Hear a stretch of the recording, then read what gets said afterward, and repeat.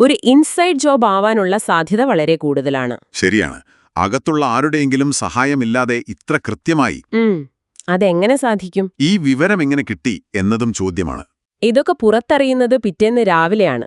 August 9 train Chennai Egmore സ്റ്റേഷനിൽ എത്തിയപ്പോൾ. സ്വാഭാവികം. RBI ഉദ്യോഗസ്ഥർ വന്ന് റെയിൽവേ ഉദ്യോഗസ്ഥർ വാൻ തുറന്നപ്പോഴാണ് മേൽക്കൂരയിലെ ആ വലിയ തുള കാണുന്നത്. അപ്പൊ മാത്രമാണ് ഈ കവർച്ച നടന്ന കാര്യം അറിയുന്നത്. അതെ, അപ്പോഴേക്കും മോഷ്ടാക്കൾ രക്ഷപ്പെട്ടിരുന്നു. പിന്നൊരു വലിയ അന്വേഷണം നടന്നിട്ടുണ്ടാകുമല്ലോ. തീർച്ചയായും. തമിഴ്നാട് പോലീസ്, റെയിൽവേ പോലീസ്, പിന്നെ CBCID, കേന്ദ്ര ഏജൻസികൾ വരെ വന്നു. എന്നിട്ട് അതാണ് ദുരന്തം. ഇന്നുവരെ ഒരാളെ പോലും പിടികൂടാൻ പറ്റിയിട്ടില്ല. 8 വർഷമായിട്ടും ഇല്ല, ആ പണം കണ്ടെടുക്കാനും പറ്റിയിട്ടില്ല. എന്തായിരിക്കും കാരണം? ഒരു തുമ്പും കിട്ടിയില്ലേ? പ്രധാന പ്രശ്നം തെളിവുകളുടെ അഭാവമാണ്. ദൃക്സാക്ഷികളില്ല, CCTV ദൃശ്യങ്ങളില്ല. ഓടുന്ന ട്രെയിനായതുകൊണ്ട് സംഭവം നടന്ന സ്ഥലം കൃത്യമായി പറയാനും ബുദ്ധിമുട്ടായിരിക്കും.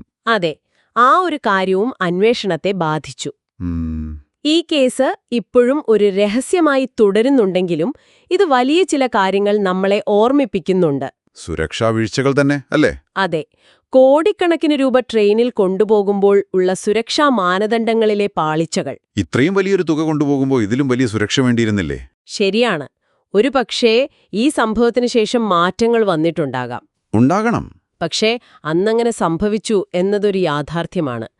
സുരക്ഷാ പ്ലാനിംഗ്, ക്രിമിനൽ ഇന്റലിജൻസ്, ഇതിന്റെയൊക്കെ പ്രാധാന്യം ഈ കേസ് ഓർമ്മിപ്പിക്കുന്നു.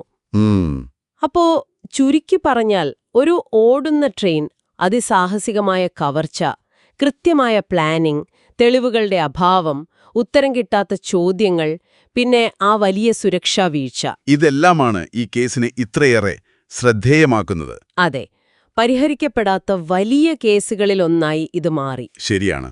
നമ്മളിത് പറഞ്ഞു നിർത്തുമ്പോൾ ഒരു ചോദ്യം ബാക്കിയുണ്ടല്ലേ? എന്താണത്?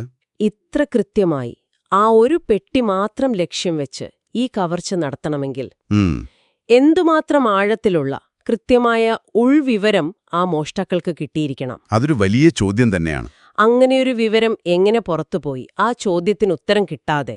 ശരിയാണ്. ആ ചോദ്യത്തിന് ഉത്തരം കിട്ടിയാലേ ഒരുപക്ഷെ ഈ കേസിന്റെ ചുരുളഴിയും.